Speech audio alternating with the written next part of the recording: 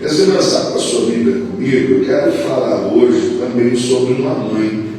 Eu queria pensar com os irmãos lá em Mateus 15, capítulo de número 15, do verso 21 até o verso de número 28.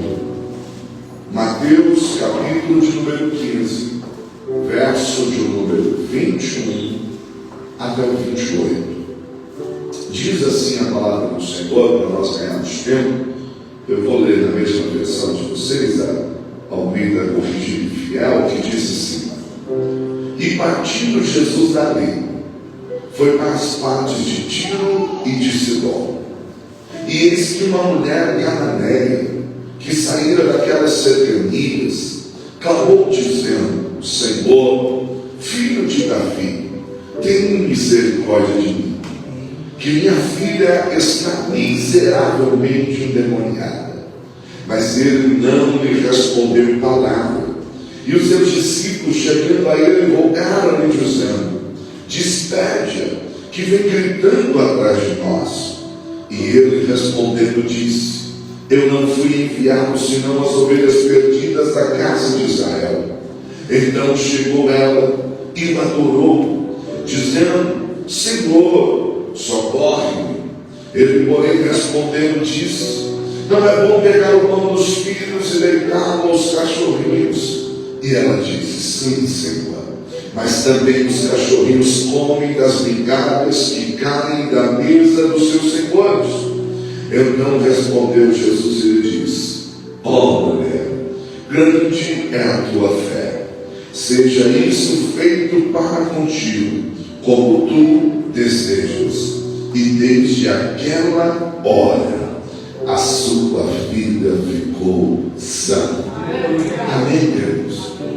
Com isso a cabeça, oremos mais uma vez. Soberano Deus, eterno e poderoso, meu Deus, o teu servo, Pai, hoje desta casa já tem me apresentado.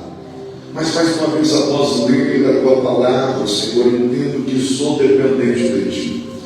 Meu Deus, nos alcança por meio da tua palavra, que a tua voz ecoe nos nossos corações e nos traga vida, e que o teu nome esteja glorificado para todos sempre. Amém e amém. Queridos, eu queria pensar convosco nesta noite, regido por um tema: o clamor de uma mãe. Hoje é dia das mães, né? Eu queria olhar para esse texto e pensar com os irmãos: o clamor de uma mãe. Você diz assim: mas eu sou pai. Mas nós vamos entender que Deus responde clamor, não é isso? Então vamos permitir, eu quero dar a mensagem do 3, o clamor de uma mãe, o 3, hein? 1, 2, 3. O clamor de uma mãe. Para ensaio ficou bom, né, irmão? A gente pode melhorar, pode não? Se você falar mais forte, esse irmão do lado aí, paga alguma coisinha que você comeu hoje, hein? Nem que seja só para o almoço, ele vai te abençoar. Vamos melhorar o clamor de uma mãe? No 3. 1, 2, 3. Glória a Deus. Assim, pastor, o que é isso? É pedagógico, é só para a gente lembrar o que foi para errado. Queridos, o texto que nós lemos, a nível de introdução, ele está inserido dentro de um contexto. E qual é esse contexto? Jesus, ele está em território gentil. A Bíblia vai dizer que Jesus, ele está nas regiões de Tiro e Sidom. Essa região aonde Jesus está, ela é conhecida por seu paganismo. É uma região aonde ela é mal afamada desde os tempos do Antigo Testamento, uma vez que a rainha Jezabel, que se casa com Acabe, introduz em Israel o culto a Baal, e ela vinha dos sidônios. Era uma região mal afamada, era uma região que os judeus olhavam para os gentios que lá viviam e literalmente chamavam eles de grandes. Os judeus tinham os cidadãos gentios como pessoas imundas. Mas o que nos chama a atenção é que Jesus está numa região que não é considerada o seu povo. Jesus está em uma região distinta. E nessa região, uma mãe ouve falar das boas novas de Jesus. O que eu quero chamar a tua atenção ao clamor de uma mãe, que é o tema dessa mensagem, é que, pastor, essa mãe não é judia. Essa mãe não é do povo de Israel, mas é uma mãe que luta pela sua casa. Mas é uma mãe que luta pelo seu lar. E que nos chama a atenção é que quando Jesus, na Bíblia, Deus na Bíblia, Ele quer apresentar e nos dá uma ideia do seu amor, Ele usa a figura do quê? De uma mãe. Aí em Isaías, o profeta diz assim: ainda que uma mãe que amamente venha se esquecer do seu filho, todavia eu, Senhor, não me esquecerei de ti. Por que o Senhor está usando a figura de amor de uma mãe? Porque Ele está dizendo assim: ainda que a mãe que amamenta, que é algo difícil esquecer, se porventura ela viesse esquecer, eu lhe digo, eu não me esquecerei de ti. O texto que nós lemos, essa mulher, ela ouve falar de Jesus. E olha como é lindo o poder do Evangelho. O poder do Evangelho gera esperança. O poder do Evangelho gera vida. O poder do Evangelho renova as expectativas. É por isso que eu lhe trago um conselho nessa noite: não pare de anunciar as boas novas. Não pare de comunicar que Jesus faz, que Jesus fez, que Jesus é, que Jesus realiza.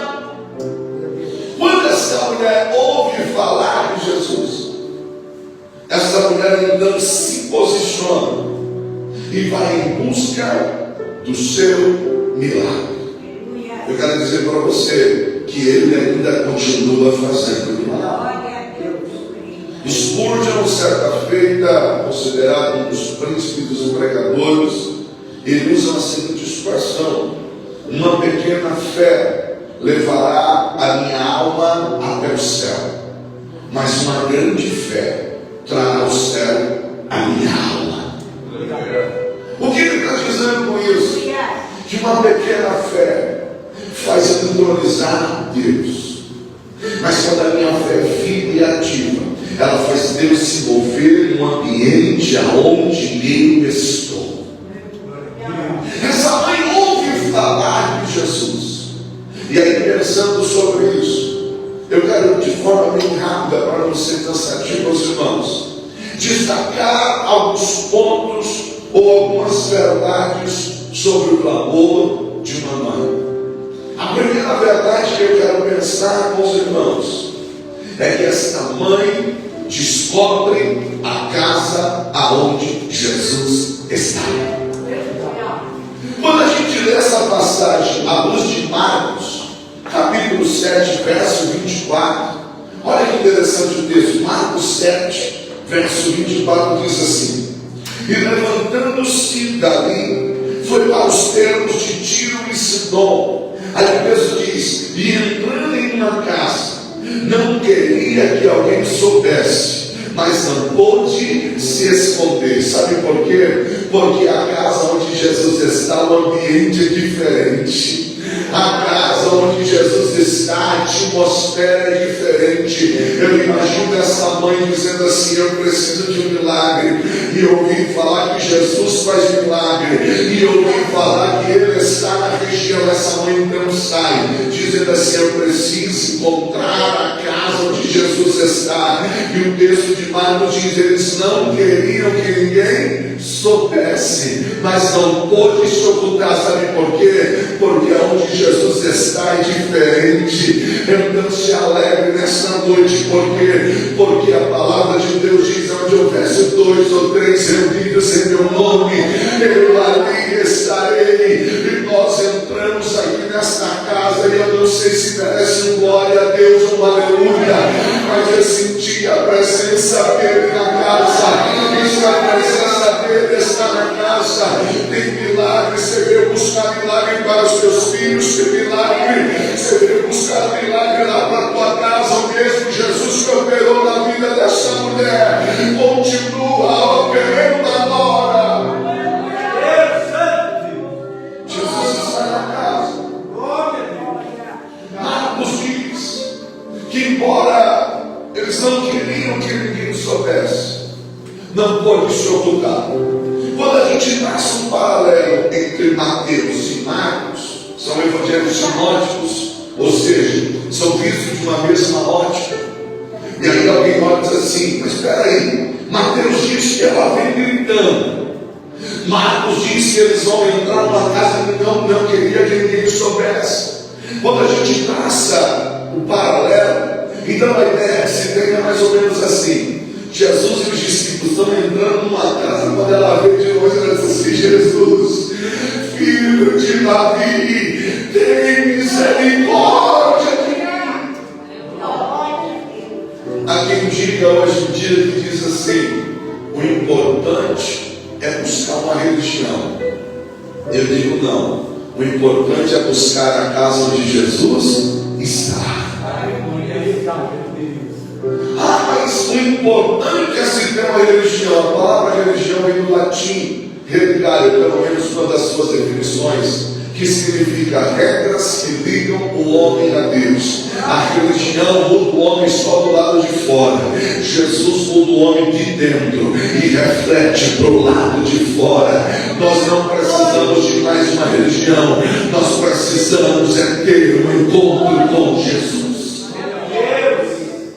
A primeira verdade sobre o clamor dessa mãe é que ela descobre a casa aonde Jesus está. Deixa eu te dar uma boa notícia: você veio no lugar certo.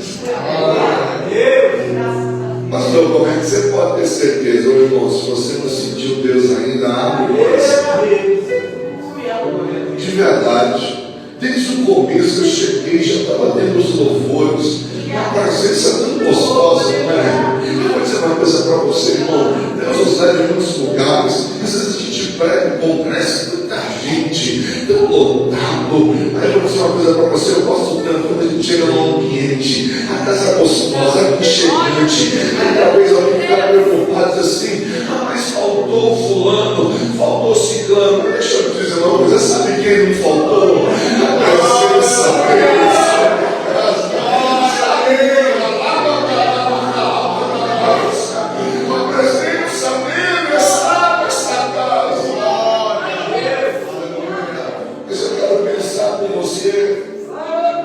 Sobre uma segunda verdade, sobre o clamor dessa mãe.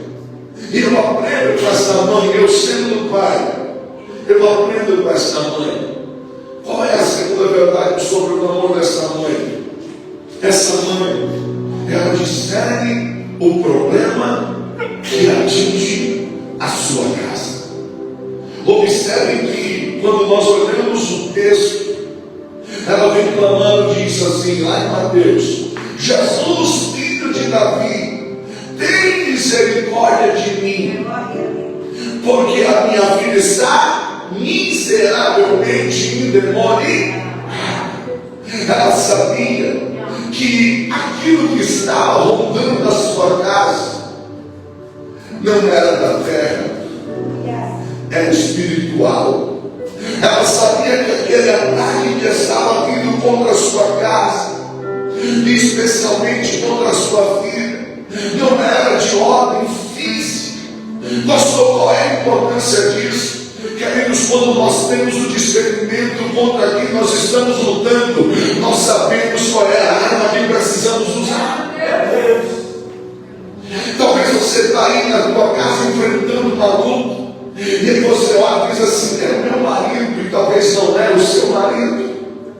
Talvez você esteja enfrentando uma luta e está dizendo assim: mas o meu problema é por conta do material, e talvez o problema não seja material. Essa mãe talvez olha para dentro de casa e ela está dizendo: peraí, esse problema que eu estou enfrentando não é físico, esse problema que eu estou enfrentando não é material. Ela tem um discernimento, este ataque é de ordem espiritual. Essa mãe se levanta e disse assim: pois bem, eu não vou ficar parado vendo a minha casa ser destruída, eu não vou ficar de mãos atadas vendo ninguém querer se levantar sobre a minha casa. Eu vou me levantar, vou lutar pela minha casa, vou lutar pela minha família. Mas o que o Senhor quer dizer com isso? Queridos, essa mulher tem consciência que o seu inimigo é invencível, porém leal. Aí o apóstolo Paulo diz assim: eles, a nossa luta não é contra a carne e nem o sangue, mas contra os principados e potestades, contra a sorte da maldade nos lugares celestiais. Você já percebeu que tem hora que está tudo em paz em casa, e de repente um fala uma coisa do outro, o outro entende, o outro aí, o outro fica. Isso é família, né, irmão? É ou não é? Não pensa você que a gente já virou anjo, não é? Se bem que olha para os irmãos, temos que ter até asa aparecendo. Brincadeira, eu falo isso, às vezes eu estou me dizendo, você não olha daqui, temos que ter até aquela bola aqui em cima, não é? Mas tem hora que a gente tem que discernir o ataque contra a nossa casa. Pastor, mas a gente é crente, a gente pula, a gente fala língua estranha. Olha por Deus, Mateus 16, que a Bíblia diz lá no Pedrão, Jesus está dizendo assim: quem os homens dizem que eu sou? Quem os homens dizem que eu sou? Aí o Pedro fora diz assim: tu és o Cristo, o Filho do Deus vivo. É Jesus falando, diz assim: disseste bem esse nome de Jonas. Não foi a carne nem o sangue que te revelou, mas o meu Espírito. Aleluia! Aí ele está feliz, não. Aí daqui a pouco Jesus diz assim: olha, é necessário que o Filho do Homem seja morto e que ele seja preso. E Jesus começa a contar o que vai acontecer com ele. Aí Pedro daqui a pouco diz assim: não, isso não vai acontecer. Diz assim: para trás de mim, Satanás. Pedro não está possesso. Não, Pedro não está possesso. Jesus enxerga aquilo que está querendo influenciar as palavras de Pedro. Não pense você que o texto está dizendo que Pedro está possesso, não. Pastor, o que o senhor quer dizer? Que às vezes a gente precisa discernir dentro de casa. Maria que subiu no coração contra o outro. Uma despeita que subiu no coração. Se a gente não guardar o nosso coração e dizer assim: Jesus, repreende isso. O que é isso que está nascendo no meu coração? Essa mãe olha para dentro de casa e diz assim: peraí, isso não é normal, a minha filha não é assim, isso que está acontecendo não é natural. Sabe o que essa mãe faz? Ela se posiciona. Meu irmão, te dou um conselho nessa noite: seja você pai, seja você mãe, seja você filho, lute pela tua casa, se posicione, peça o discernimento de Deus.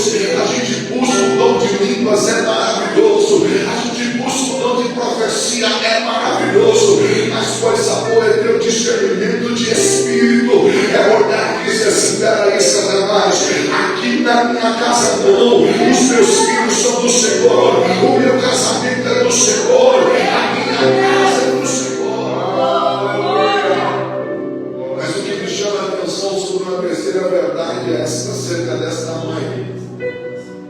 É que essa mulher não apenas ela tem um discernimento daquilo que afeta a sua casa, mas ela descobre que é só Jesus que pode resolver o seu problema. Olha que lindo! Quando a gente entende contra quem estamos lutando, a gente entende a quem nós precisamos pedir socorro. Tem um livro que é muito antigo, que eu acho que é da Rosa Nascimento, que diz assim uma frase: se tanta gente tentou te ajudar, mas não deu, não julgue, porque é de Deus. Tem coisa que só Jesus faz. Pastor, por que isso? E vamos pensar nessa mãe olhando para dentro de casa e contemplando a filha. E ela está vendo um comportamento que ela discerne que é de ordem espiritual. Então eu fico imaginando essa mãe olhando para a filha e está dizendo assim: que aí está dizendo assim, ó, se adiantasse eu mudar ela de escola, eu mudava. Mas o problema da minha vida não é a escola. O problema da minha vida é aquilo que está querendo influenciar a vida dela. Às vezes a gente olha e diz assim, se o problema for sair daqui da região, eu mudo de bairro. O negócio é sair daqui. Não, eu quero ir para um lugar bem longe. Mas querido, aquela mãe está olhando e está dizendo assim, o problema da minha vida não é mudar de bairro. Essa mãe está olhando para dentro de casa e está dizendo assim, a minha filha precisa de Jesus. Às vezes a gente, como pai, como mãe, né?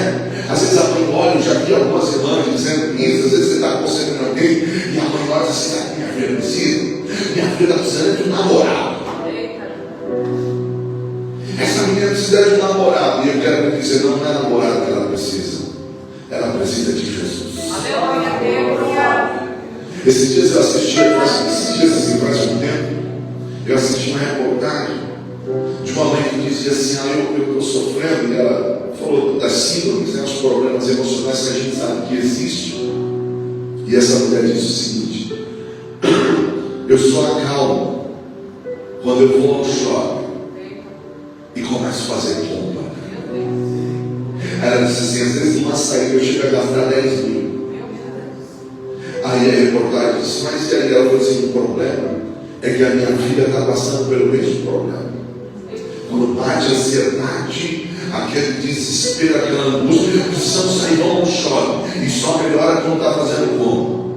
E eu fiquei pensando, olha na reportagem assim, ela melhora quando está comprando, depois quando chega a fatura do cartão, ela adoece. Porque fazer compra é bom, não é? Não fala a verdade. É gostoso, não é? Olha, eu comprei hoje, aí depois chega a fatura, Jesus, por que eu comprei? Mas deixa eu dizer algo. Às vezes, nós vamos querendo ocupar o lugar de Jesus no nosso coração com placedos. O que é um placebo, pastor? É aquele medicamento só para enganar, que é só de pó, né? É maisena, toma esse comprimido aqui. Não, Jesus muda história. Jesus preenche o coração. Oh, querido, nós nesses últimos dias, eu e a minha esposa, a gente tem conversado bastante. Se Jesus não for suficiente para você, nada mais pode te curar. Essa mãe olha para dentro de casa e diz assim, filha, você não pode buscar, mas eu vou buscar por você. Filha, você não tem força para se levantar, mas eu vou me levantar por você.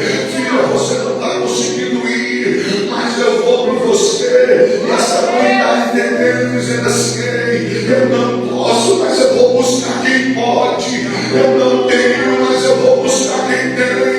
Eu não sou, mas eu vou buscar quem é. Jesus, filho de Davi, tem misericórdia. Só Jesus tem poder para resolver o problema dessa moça. E eu quero te dizer sem medo de errar, Jesus pode resolver o teu problema.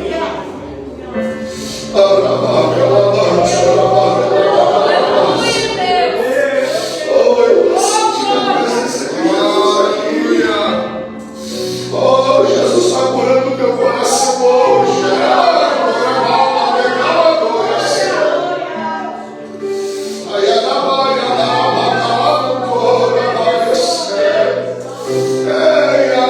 Jesus está curando o teu coração hoje.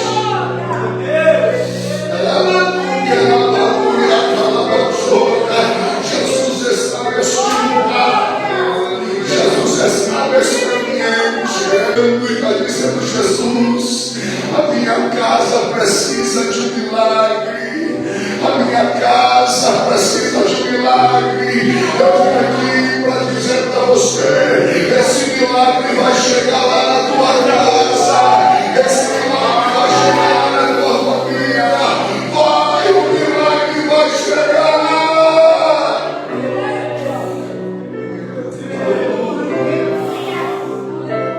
Mas eu olho para esse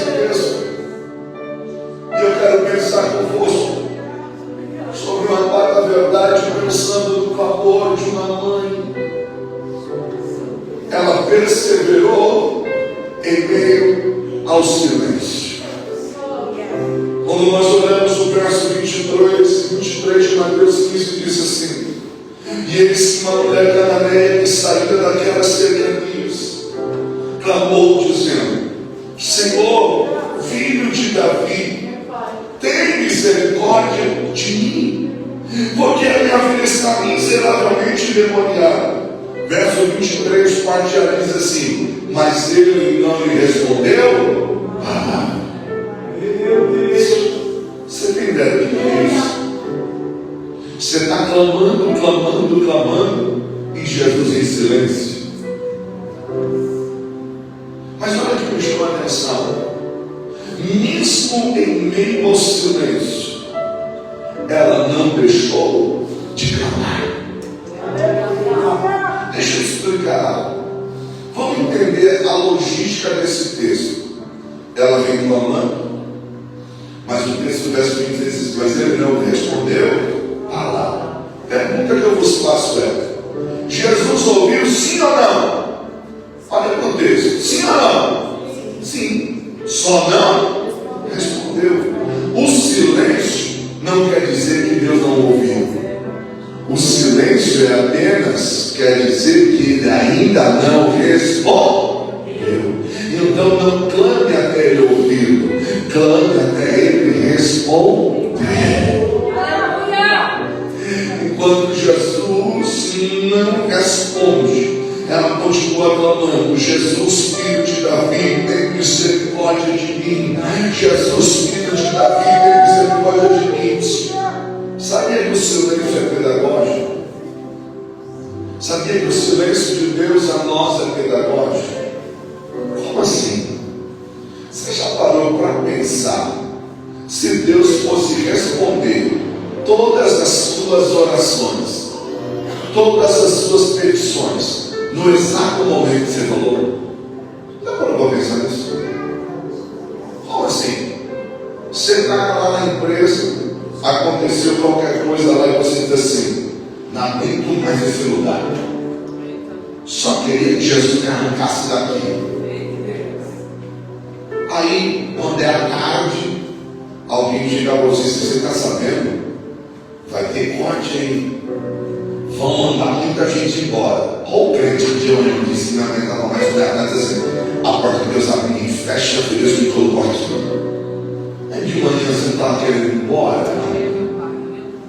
Eu até brinco que faz até uma mandinga gospel, né? Que ele bate na madeira 3 vezes assim: foi Deus que me colocou aqui. Você não é por que bater na madeira? Você já percebeu que às vezes tem qualquer rebuliço dentro de casa e alguém diz assim: eu só queria que Deus me recolhesse, aí eu queria ver como é que vocês iam ficar. É chantagem emocional, não é? Quero ver quando Deus me recolher. Vocês não valorizam a mãe? Vocês não valorizam o pai? Quero ver quando o pai não tiver mais. Aí a gente fala isso, né?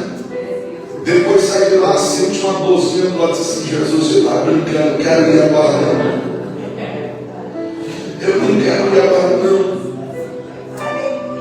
Você já parou para pensar se todas as suas orações fossem respondidas de imediato?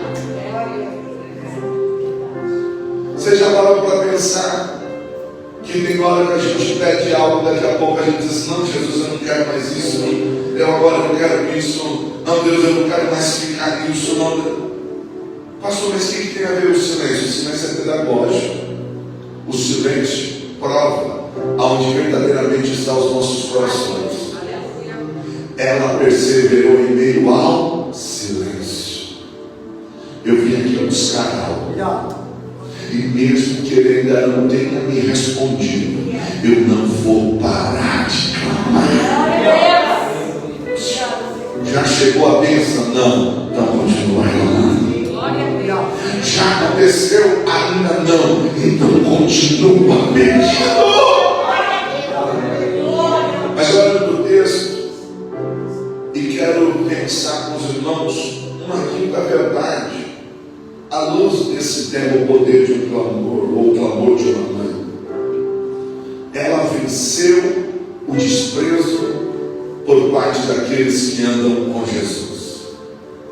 Ela venceu o desprezo por parte daqueles que andam com Jesus.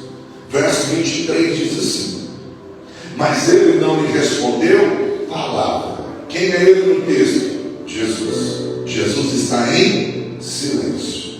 Só que agora o silêncio vai ser quebrado.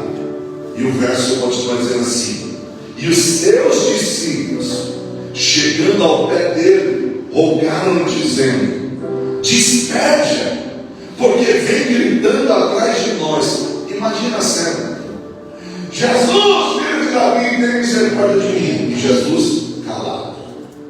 E ela continuou. Aí o silêncio é quebrado, porque anda com Jesus. Aquela mulher talvez está olhando e está pensando assim: eles vão me ajudar, eles vão pedir para eu me parar para me atender. Aí vem os discípulos assim: Jesus, manda essa doida embora, está fazendo um barulho aqui atrás de nós.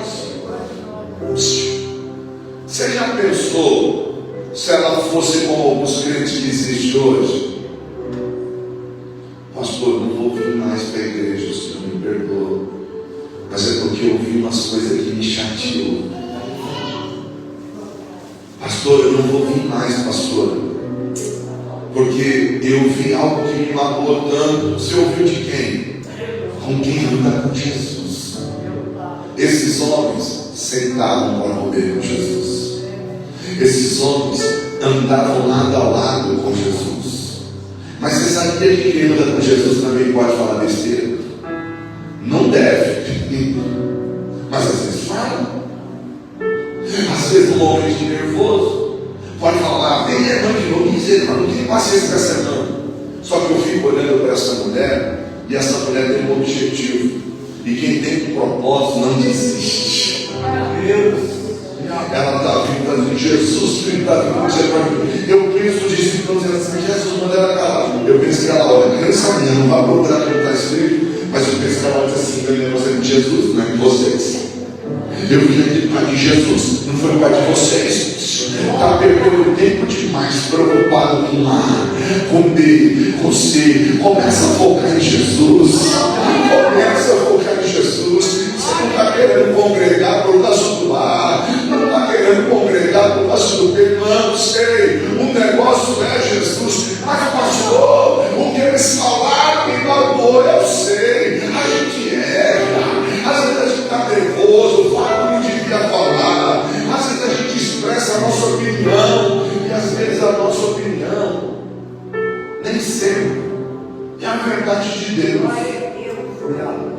Não é verdade? Às vezes você olha assim: na minha opinião, eu acho que devia fazer isso. Só que a minha opinião talvez não reflete aquilo que é o que Jesus quer fazer.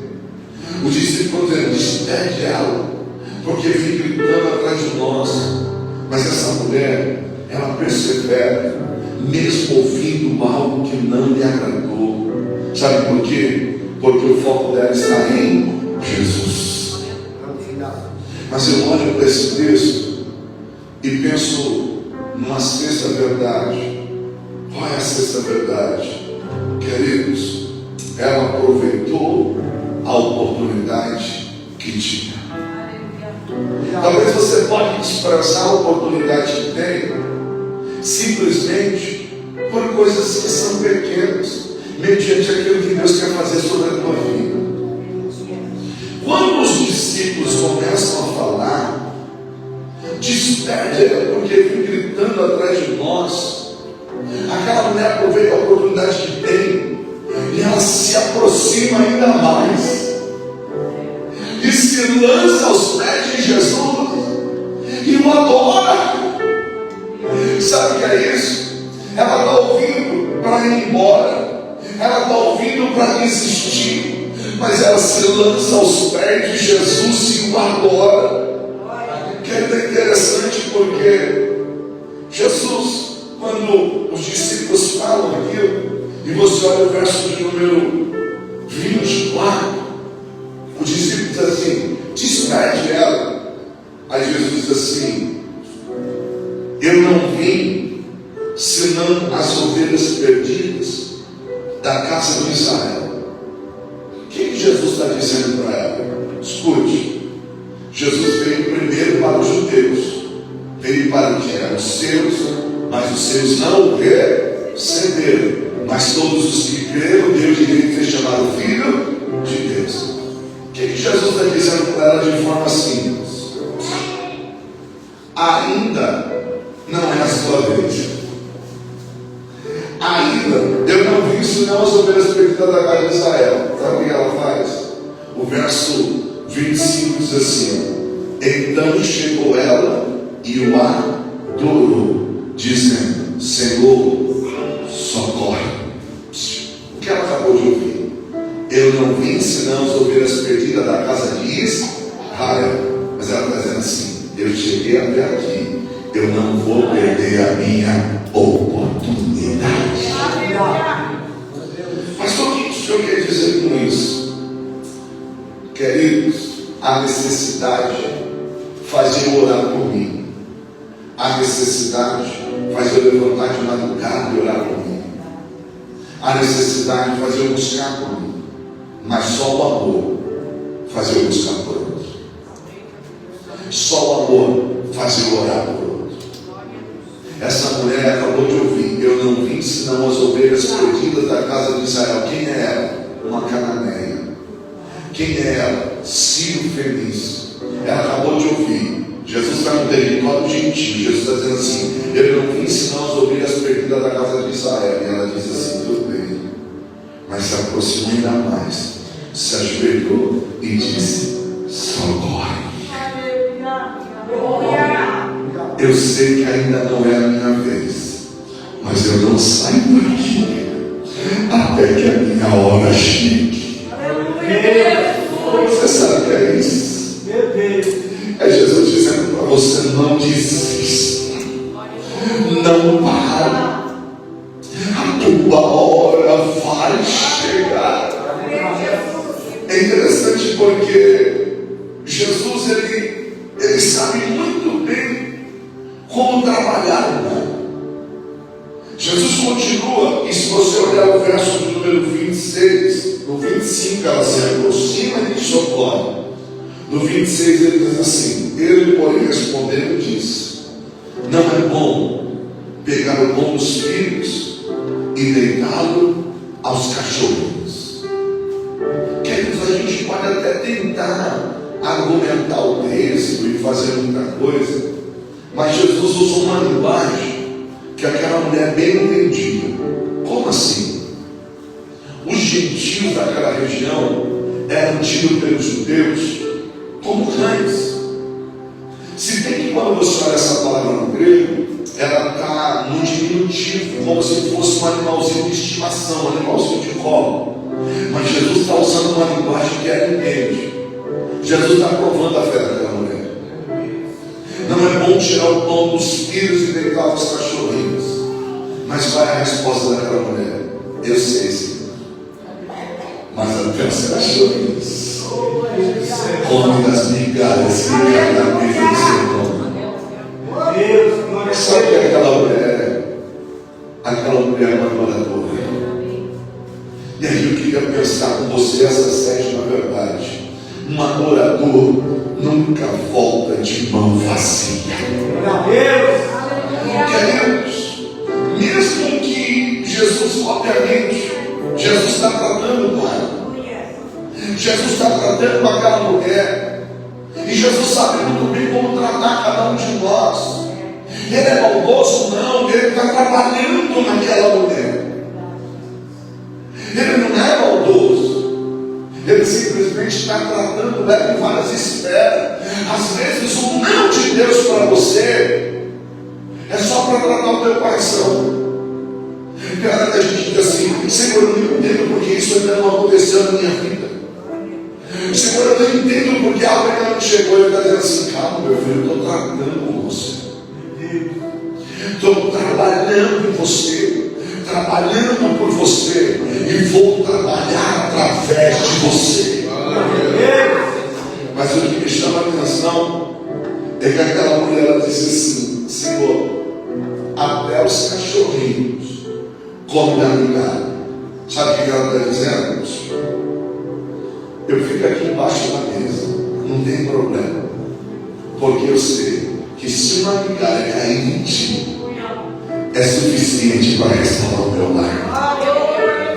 Se eu pegar uma migalha que cair da tua mesa, é suficiente para mudar a história da minha vida.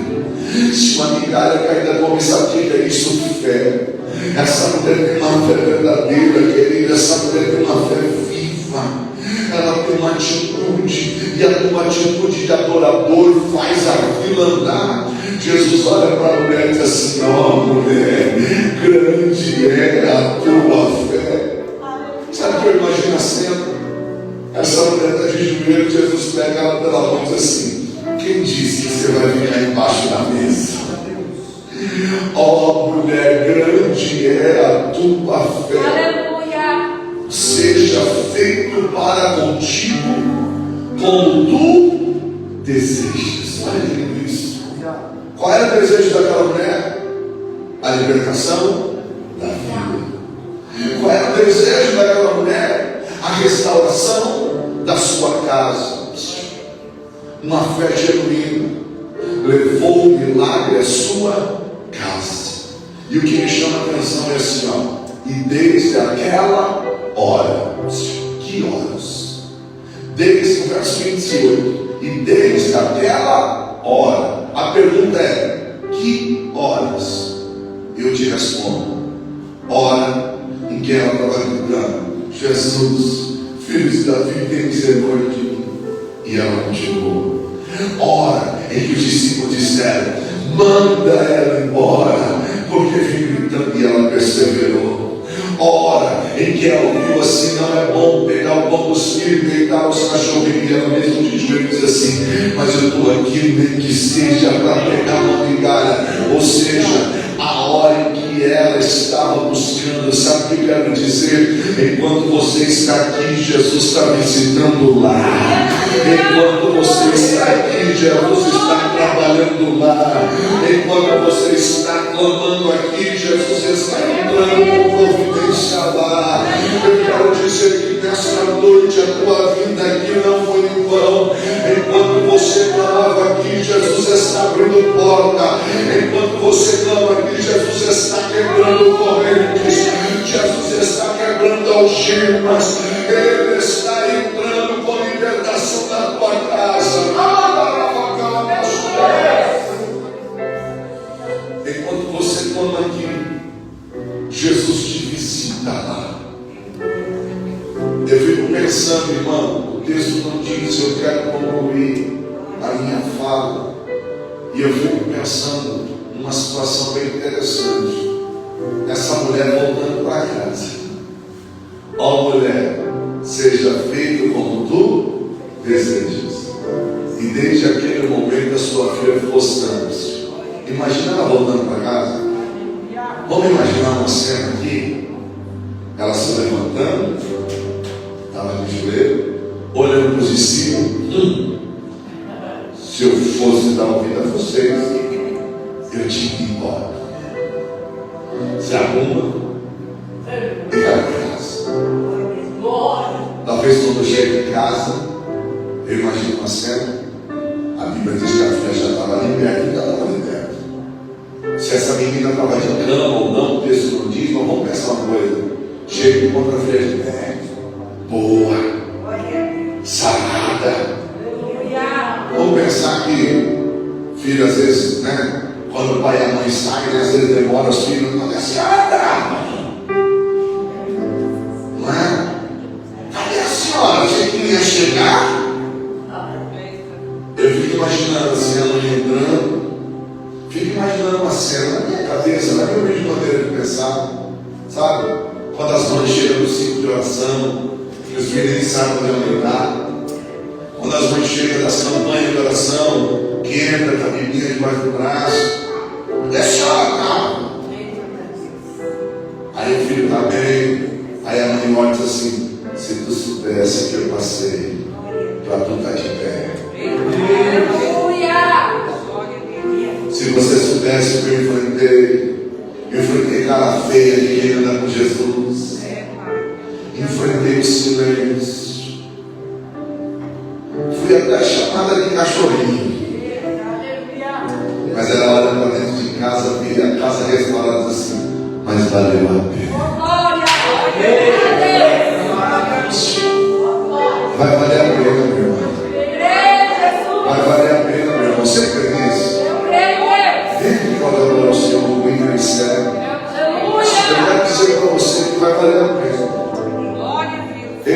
não sei como está lá a sua casa, mas eu quero dizer para você que vai valer a pena.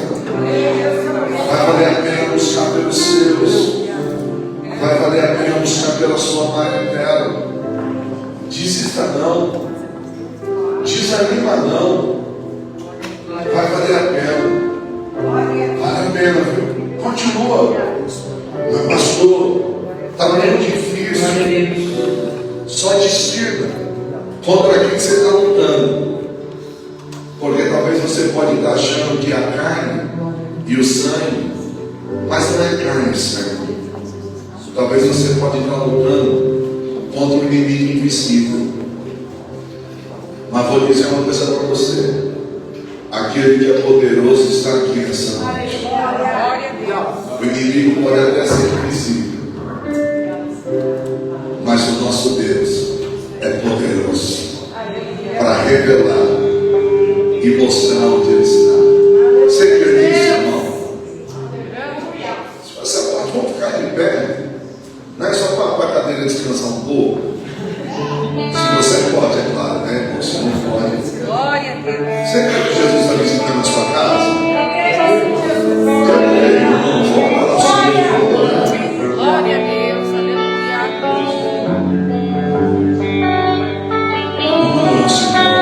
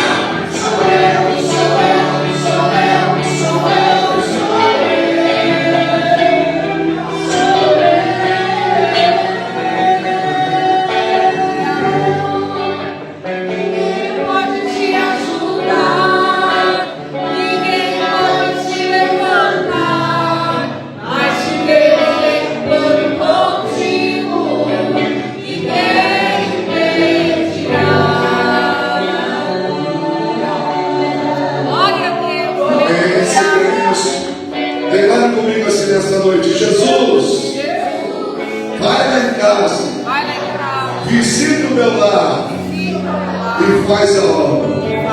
Você crê nisso? Aplaude Jesus. Que Deus abençoe.